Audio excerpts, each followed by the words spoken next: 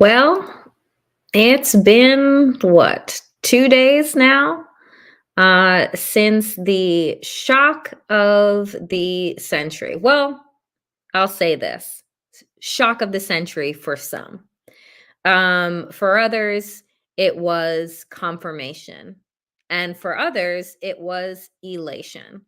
But what is on the MAGA menu as they ready themselves to seize power and take control at every single institution?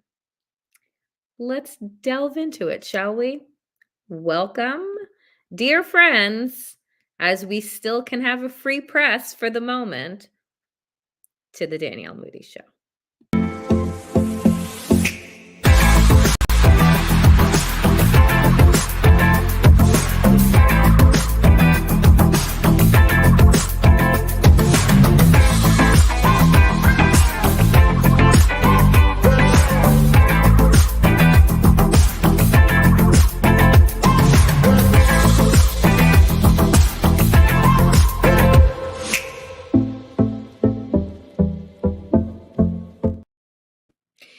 Folks keep asking, like, how am I feeling? I think that we continue to ask ourselves and the people around us, how are you feeling? How are you feeling?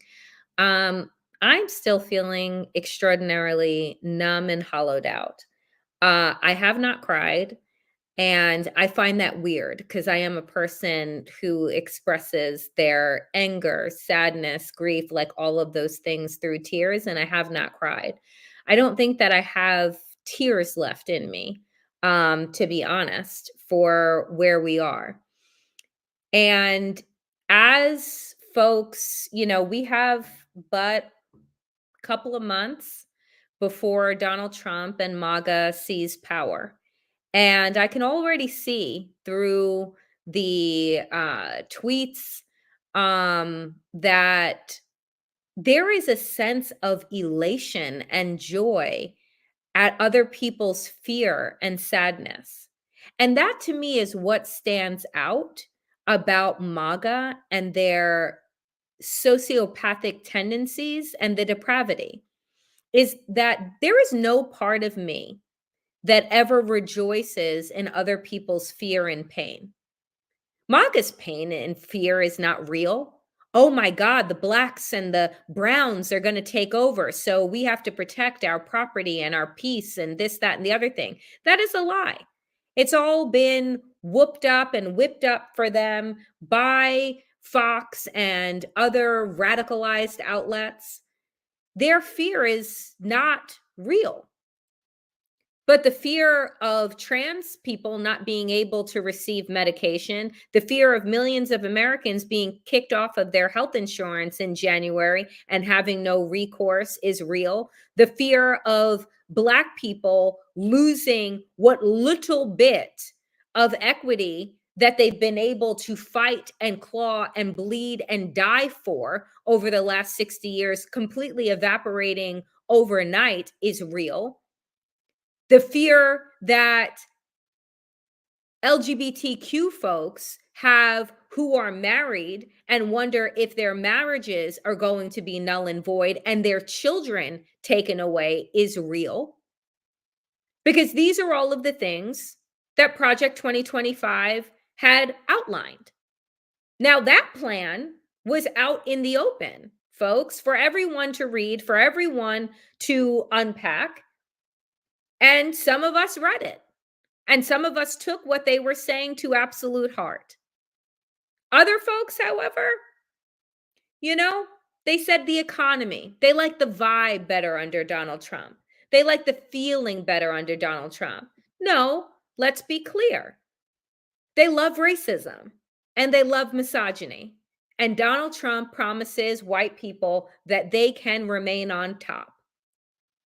Donald Trump promises white people that I'm going to kick these brown people out of the country and you're going to be better off. Donald Trump promises, right, that I'm going to get rid of these trans people from your schools and from your community, and then you're going to be great. And folks want that. They believe that. So that's what they voted for. I want us to understand that these people are not confused, right? Like, oh, if they only knew. No, they knew. They knew what was at stake. They knew a national abortion ban was on the horizon. They knew no fault divorce was on the horizon. They knew the end of ACA was on the horizon. But that wasn't as important to them as racism and as misogyny, because that is their value. What is it that they love about Donald Trump? They hate the same people. So I want us to stop with this narrative of, well, we didn't educate the right groups enough. These fucking people know. They went to that rally at Madison Square Garden because they wanted to be surrounded with a group of like-minded people. They hate the same people. And it isn't about helping themselves to more. It's just helping other people to less. So that's why we could not figure out how to rationalize ourselves out of this, how to infographic and data point our way out of this, because we have not wanted to recognize that half of the population is racist. Half of the population is misogynist. Half of the population doesn't believe in science or facts, and it's not because they've been duped. It's because that's what they believe in their hearts. When people tell you that Donald Trump is the second coming of Christ, and you want to tell them, but he's been married 3 times and has 5 kids by 3 different women and is an adjudicated rapist, you're telling them that their faith is wrong. You're telling them that their minister and their spiritual leader is wrong.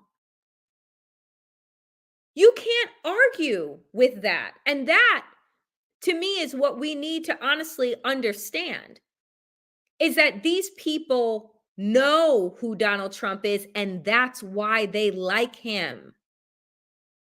We just assumed that there were more of us who believed in dignity and had moral character and values and integrity than there were of other people.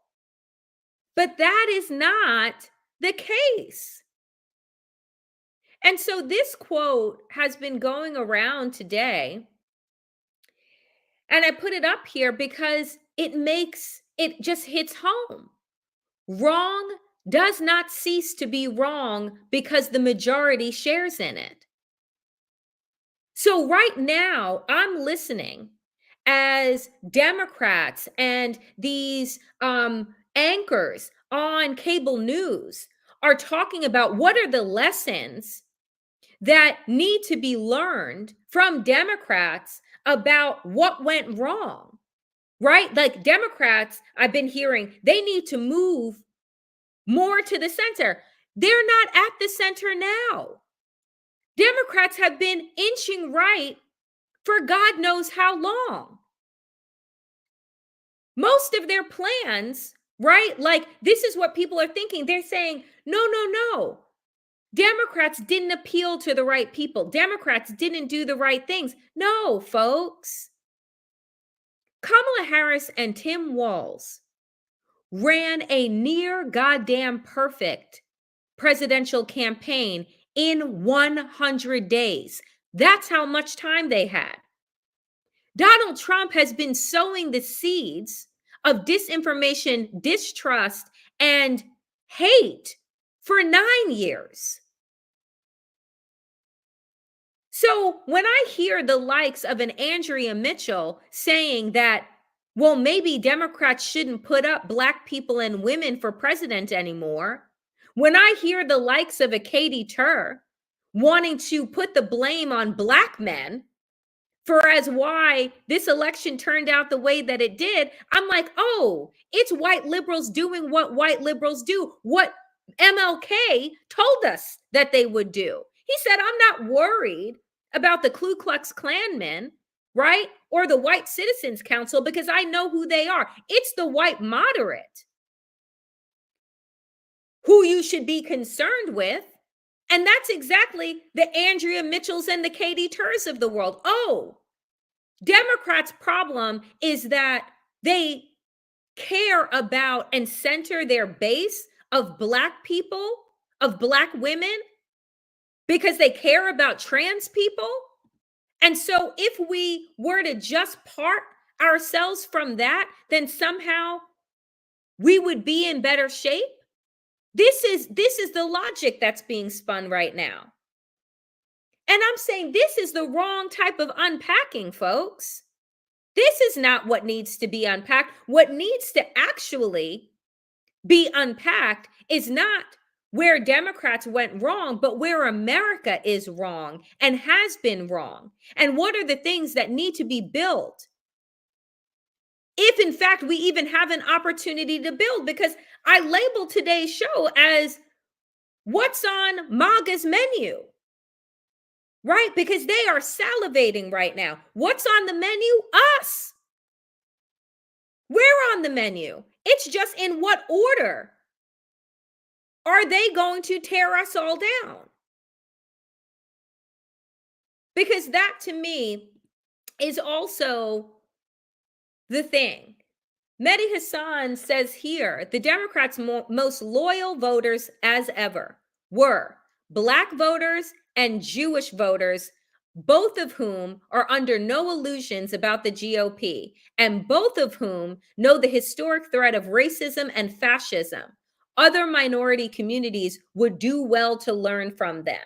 Let me tell you something. It was Black women voted 92% for Kamala Harris. Jewish women voted 88%. Jewish men voted over 70%. Black men voted over 75%. Both groups are the historically marginalized and scapegoated groups that have experienced complete and total violence in both this country and abroad.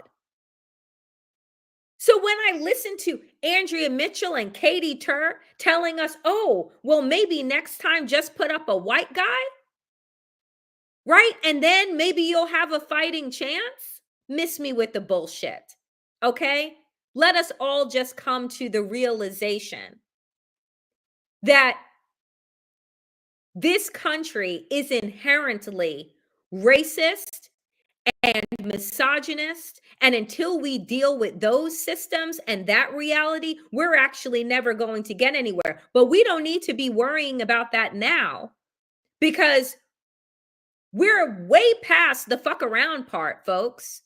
And we are careening right into the find out.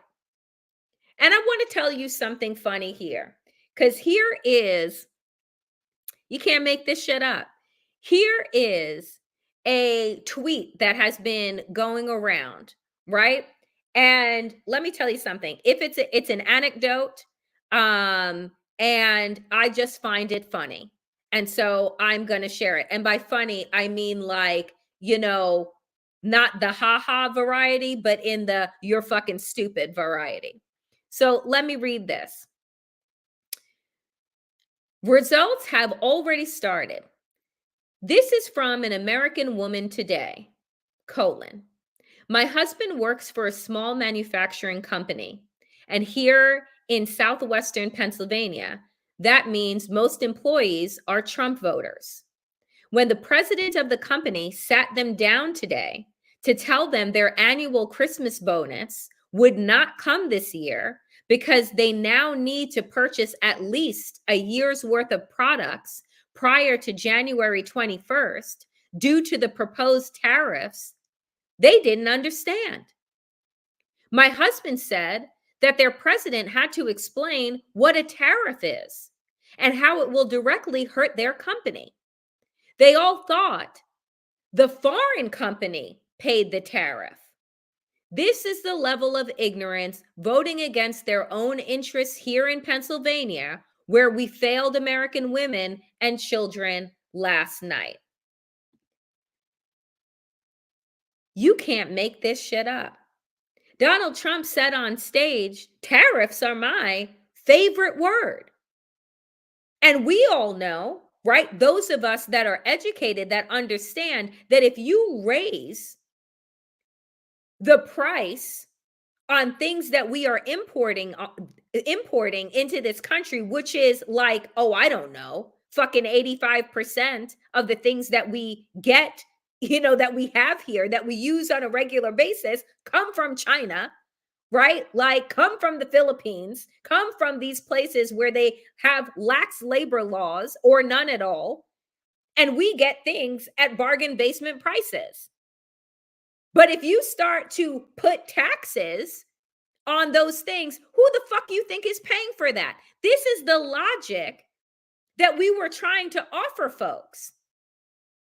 But they're like, no, yeah, tax China, blah, blah. And I'm like, just like Donald Trump told you Mexico was going to pay for that wall, Steve Bannon ended up not in jail, but indicted over the fact that he was hustling folks out of that brick money.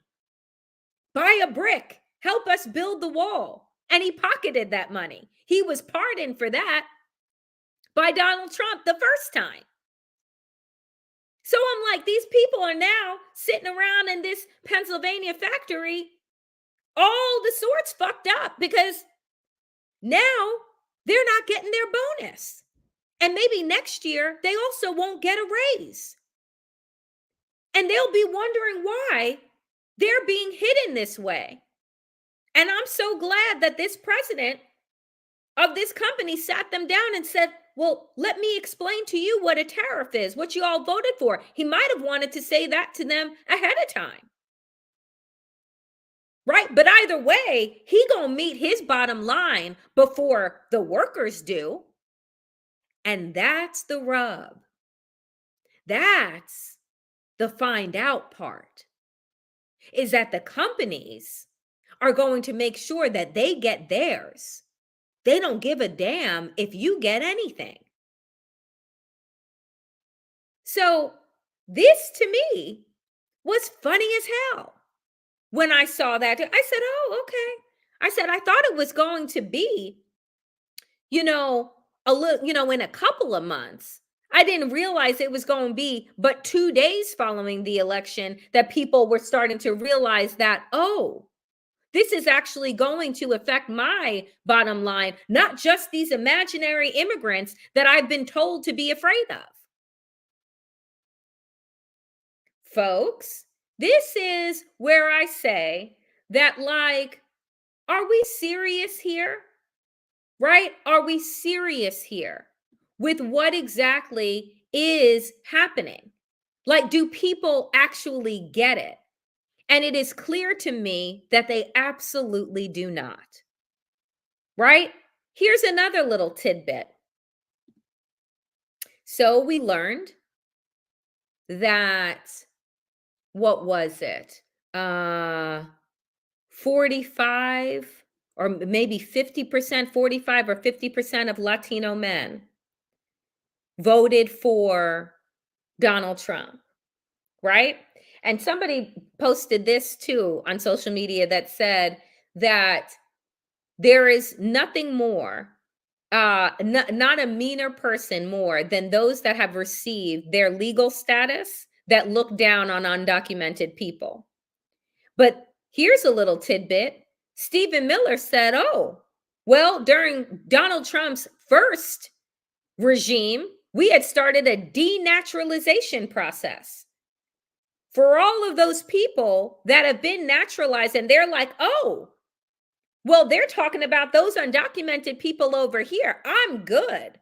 I have my naturalization. I'm in the country legally. They about to denaturalize you. And they want to do the same thing to be able to designate who is a citizen. And they do not want it to happen through birth.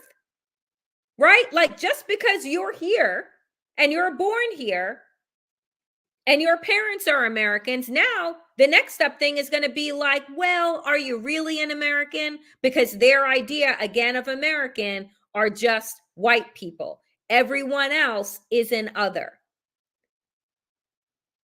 So when they're talking about rounding people up in the coming months, they are not just going for undocumented people. They're coming for your documents as well. But, hey, this is what folks voted for. This is what the masses wanted. This is the mandate that came down. So enjoy the ride. And right now, there's a whole host of Black women on social media saying, guess what?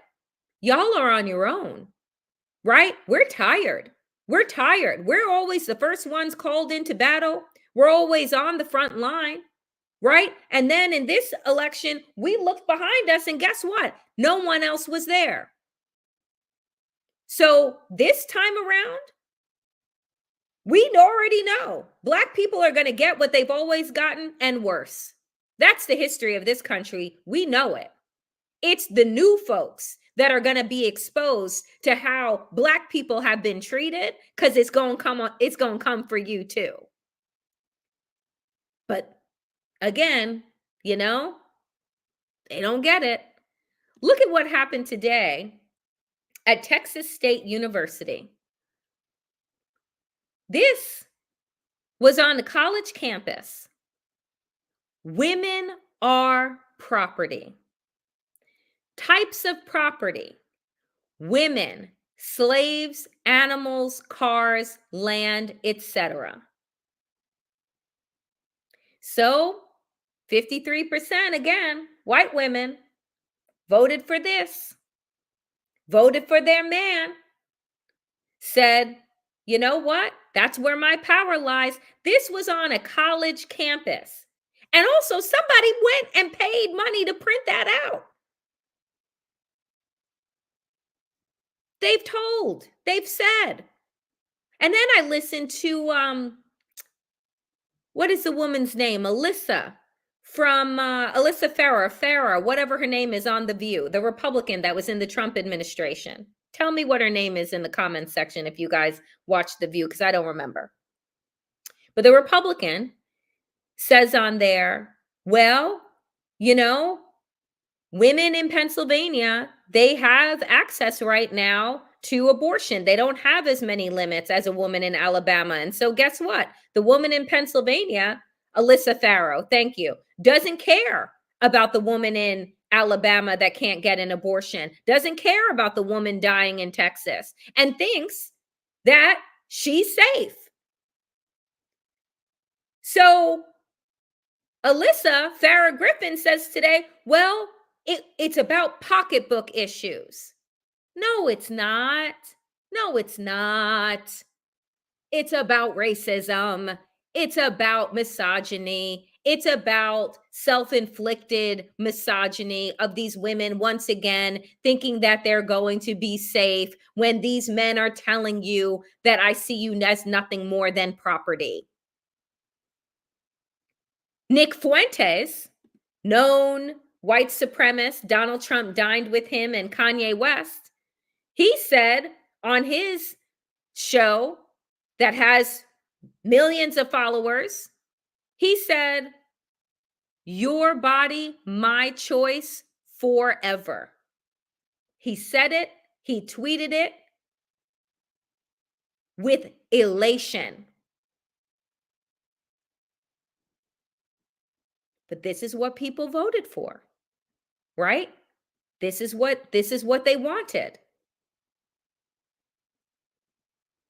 Today, I think Nicole Wallace had on Pennsylvania radio host Victor Martinez, wanting to talk to him about what happened to Latino men, right? Like, I don't understand.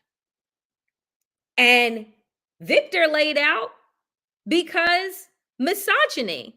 He's like, I played the audio for you of Latino men on my show saying that women belong in the kitchen, that women are not built for the job. Nicole Wallace then asked, well, what is the Democratic Party to do in order to get these men back in the fold? And he said, I'm going to say something awful because I voted for Kamala Harris. But in order to get these Latino men, he's like, you're going to need to put up a man. So again, this is not about pocketbook wallet issues. This is about racism and misogyny. Those Latino men, those Gen Z white men who were angry and aggrieved, the 15% of black men, Donald Trump did the peeling off from these quote unquote minority groups of men because fundamentally they do not believe that women are equal and that their lives would be better if women knew their place and went back into the home. So if women have no economic opportunity, have no bodily autonomy, then men get to be men. That's what J.D. Vance is getting ready to institute as the new vice president of these United States. This is what we are in for. So folks say, well, nothing is really going to change. Is that right? Nothing is really going to change when you have the presidency, the Senate, and the House, and a bunch of white Christian nationalists on the Supreme Court. And now all of those people are in charge. And unlike the first regime, the clown car has been emptied and these people are ready to get to work on day one. Nothing is really going to change. No, everything is going to change, and quickly. Because that's the thing, folks. That's the rub. And, you know, I will offer you all this because one of my favorite books, and I'm thinking about putting together a resistance syllabus. You tell me all in the chat and in the comments after the show if you would be interested in a resistance syllabus. Some books, some people whose work I think we need to really dig into and unpack. And Octavia Butler, Parable of the Sower and Parable of the Talents. These two books, when I was introduced to them back in 2014, I think it was, changed my life, changed my perspective. And Nnedi Okorafor, who is another author, an African futurist writer whom I love, who many look to as like this generation's Octavia Butler, except she is of African descent, of Nigerian descent. But she says, Octavia Butler's novel Parable of the Sower was published in 1993. The president whose win led to so much destruction was named Christopher Donner. Yes, Donner. And his slogan was, Make America Great Again. This novel needs to stay a cautionary tale. And she says, Octavia knew. And I will tell you, when I read this, because I've read it a couple of times, this is the place where I wanted to throw the book. And I'm going to read it to you. I'm going to show it to you here because you all will need to blow it up on your own. But I'm going to read you just a paragraph in this. And it states, Parable of the Sower, page 27, Wednesday, November 6th, 2024. Remember, Octavia Butler wrote this in 1993. 2024, this is sci-fi. She is a incredible science fiction writer. This is years into the future. This was our yesterday. Said President William Turner Smith lost yesterday's election. Christopher Charles Morpeth Donner is our new president-elect. So what are we in for? Donner has already said that as soon as possible after his inauguration next year, he'll begin to dismantle the quote, wasteful, pointless, unnecessary moon and Mars programs, near space programs dealing with communications and experimentation will be privatized, sold off. Also, Donner has a plan for putting people back to work. He hopes to get laws changed, suspend overly restrictive minimum wage, environmental, and worker protection laws for those employers willing to take on homeless employees and provide them with training and adequate room and board. What's adequate, I wonder? A house or an apartment? A room? A bed in a shared room? A barracks bed? Space on a floor? Space on the ground? And what about people with big families? Won't they be seen as bad investments? And what about those suspended laws? Will it be legal to poison, mutilate, or infect people as long as you provide them with food, water, and space to die? Dad decided not to vote for Donner after all. He didn't vote for anyone. He said politicians turned his stomach. Folks, what happened in this book is that there was a perfect storm of an economic crisis that introduced a new form of legalized slavery, an environmental crisis that stopped rain falling from the skies and water being drinkable. So water became one of the biggest grifts. And they stopped all government services because they were wasteful. So towns became wholly privatized. And states became walled off from one another and their own fiefdoms. Folks, when I tell you that I threw this book across the room when I was reading it, because I was reading it at the time that Donald Trump was coming down that escalator in 2015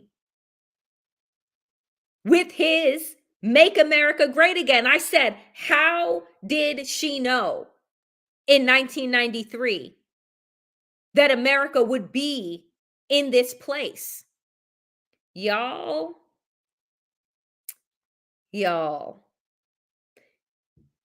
it's a fiction book. It's sci-fi, much in the way that Don't Look Up was satire. These things are now documentaries, and what I offer to you is to read, right? Is to read, because there are people that knew, that have been knowing what was coming, what was down the pike, what kind of environment was going to be necessary in America to usher in autocracy and white Christian nationalism. We are at the find out stage. And everyone, including the fucking trolls in this chat right now, are going to find out. And you see, the thing is, like, I am not trying to fearmonger. I am trying to say, how can I help people in the best way prepare for what I think is ahead? For what I think is going to be dark days for everyone that is not white, that is not straight, that is not cis, and that is not a man. And that is a majority of us. But I will close out today with this. A quote from the late, great Toni Morrison that reads, "This is precisely the time when artists go to work. There is no time for despair, no place for self-pity, no need for silence, no room for fear. We speak, we write, we do language. That is how civilizations heal." So it is the same thing that I will leave you with today that I said yesterday. I am committed to continuing the work that I do. for as long as I am able to do it safely. I am going to share my voice and my thoughts and my work because I am a creator. And that is what I have been called to do.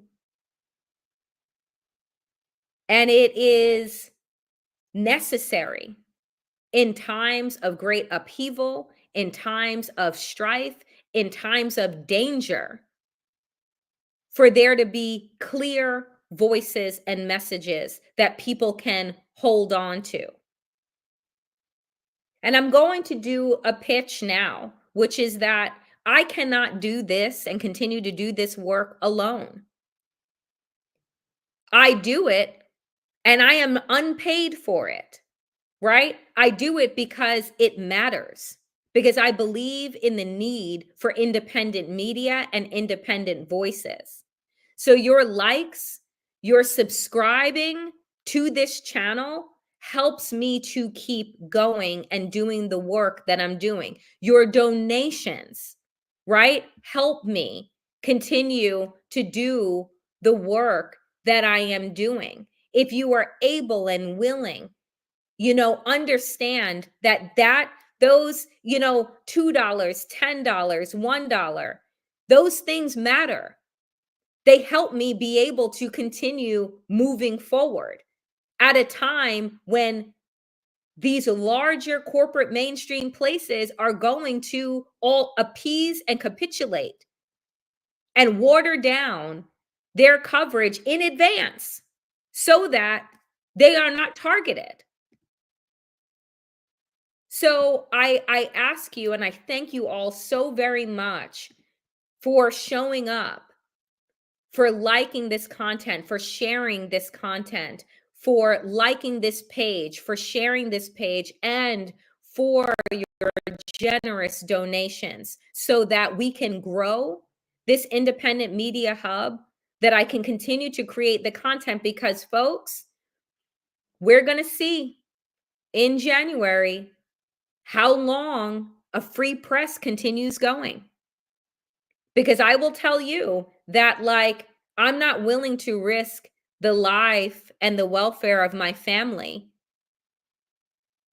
in order to keep moving forward.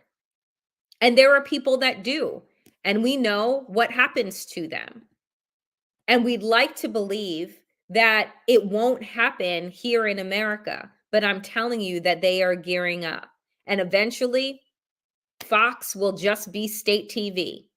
And all you will hear is flattery of Donald Trump, all the great things that he's doing, the social media platforms, and folks that are trying to articulate what's happening on the ground, quashed, wiped out. You already saw Jeff Bezos come out, congratulate Donald Trump, say this is a great time for America. Mark Zuckerberg came out, congratulations, I'm excited to work for you. Elon Musk, we already know that motherfucker been jumping up and down on stage. So they're lined up. And you know what's even funnier?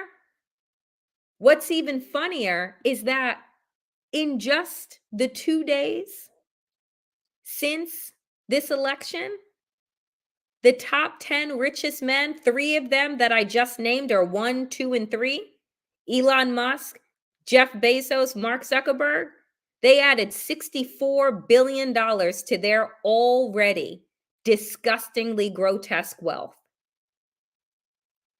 So this election was not just about the United States of America. It was about the united American oligarchs that united behind Donald Trump. And already, day 2, he's not even in office yet, are reaping the benefits of it. So, like I say, we are regular folks trying to do good work, trying to speak truth to power, trying to use our platforms to organize and to educate. But we are up against behemoths that want to do us absolutely no good. So thank you again, dear friends, today for showing up, for your likes, for your subscribing.